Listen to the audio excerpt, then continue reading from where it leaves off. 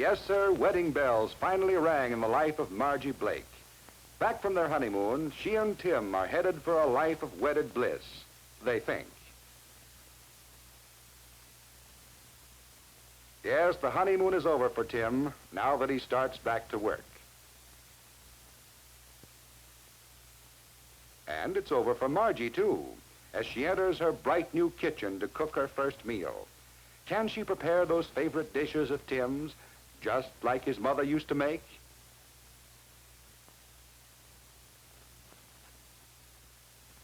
What would he like for dinner? He just loves chocolate cake.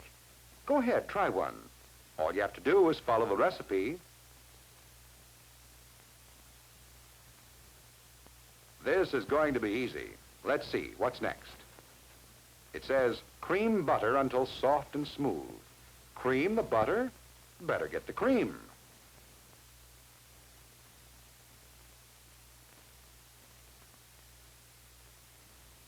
That's right, pour it in.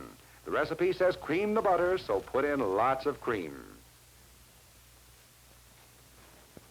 Just look at that silky smooth texture of that batter. Will Tim be surprised?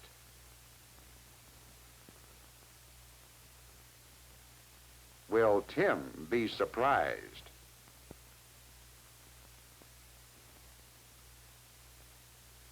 No, Margie, your cake didn't turn out so well because you misunderstood a term in your cookbook. You'll find that your cookbook contains many terms which pertain to cooking alone. It is necessary for you to know what these terms mean before you can interpret recipes properly. To cream butter merely means to work it with an instrument until it becomes soft and smooth.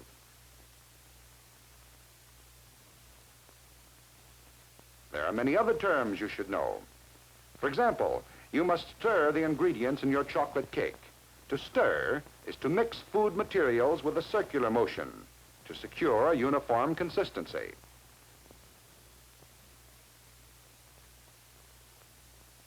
Later, you may be required to beat egg whites stiff but not dry, or so that they hold the greatest amount of air without losing their elasticity. You may have to fold two substances together. The process of folding combines two motions, cutting vertically through the mixture and turning over repeatedly by sliding the instrument along the bottom of the bowl. The purpose of this motion is to prevent loss of air from the ingredients. In making a frosting for that same cake, you may boil a sugar syrup. To boil is to cook at such a temperature that bubbles rise continuously and break on the surface. Later, your frosting recipe may call upon you to perform the test for the soft ball stage. And this is performed by adding a few drops of the substance to very cold water. If the drops form soft balls that can easily be flattened with the fingers, the material is at the soft ball stage, or a temperature of 235 degrees Fahrenheit. The frosting may have to be beaten. This may be done with an electric mixer. To beat by hand is to make a mixture smooth, or to introduce air by using a brisk, regular motion that lifts the mixture over and over. The making of this cake and the frosting on it involve the terms cream, stir, fold, boil, soft ball stage, and beat. Almost all bread and roll recipes call for kneading the dough. To knead means to manipulate with a pressing motion, accompanied by folding and stretching.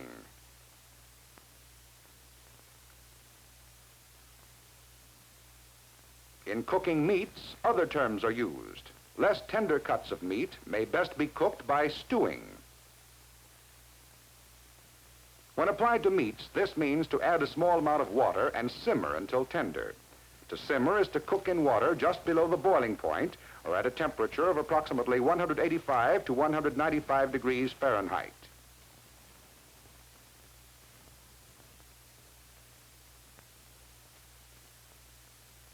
Other cuts of meat might be cooked by braising.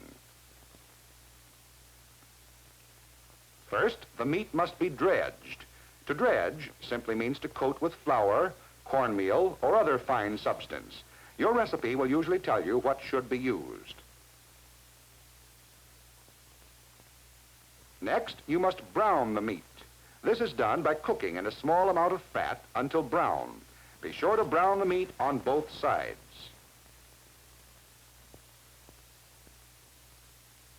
The third step in braising is to add water and cook by simmering. So you see that the term braise includes three other terms: dredge, brown, and simmer. Of course, braising is only one of the many, many ways in which we can cook meats. One of the most popular is roasting. The terms roast and bake mean the same thing: to cook by dry heat. But before you actually start to roast the meat, you may sear it. This is done by the short application of intense heat.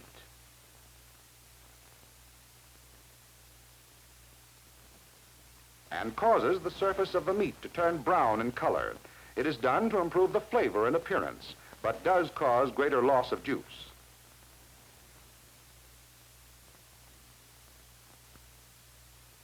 The oven temperature should then be reduced to proceed with the roasting.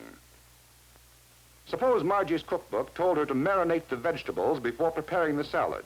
Would she know what to do? To marinate means simply to saturate the food with a marinade. A marinade is an oil-acid mixture, which is usually a kind of salad dressing. The mixture is usually allowed to stand in the refrigerator for some time. Sometime during your career as a cook, you'll decide to serve scalloped cauliflower. This involves even more terms. A white sauce should be made first, and the first step is to scald the milk, or to heat it to a temperature just below the boiling point. While the milk is heating, add flour to melted fat in amounts called for by your recipe. Stir rapidly to prevent the formation of lumps. Scalding is complete when a scum forms on the surface of the milk. Add the milk slowly, again stirring constantly to avoid lumps.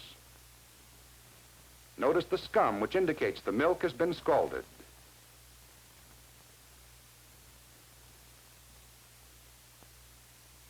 Meanwhile, the cauliflower must be boiled until tender. Put alternate layers of boiled cauliflower, grated cheese, and white sauce in a greased baking dish. A layer of breadcrumbs on top if desired. And bake in a moderate oven until brown in color. So you see, in this case, the term scallop includes the other terms: white sauce, scald, boil, and bake. One of the real tests of a cook is their jelly making, and the crucial point in making jelly of any kind is in knowing when it is cooked. A jelly test indicating a temperature of 220 degrees Fahrenheit is frequently used. One of the satisfactory jelly tests is the sheep from a spoon test. This is performed by allowing a small amount of the juice to drop off a spoon. When the last two drops run together and sheet from the spoon, the jellying stage is reached.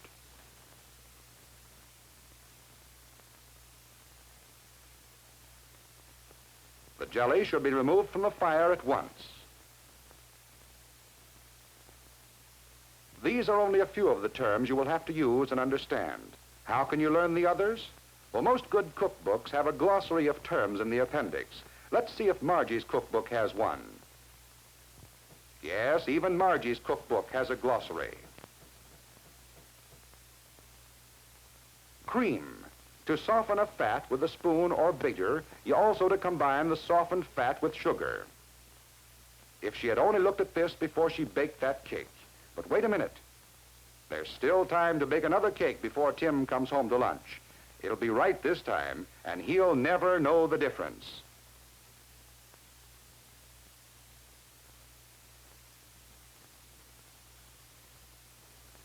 Yes, even Margie found that she could learn to cook when she discovered the significance of the terms used in cooking. And Tim will never know she ruined her first cake.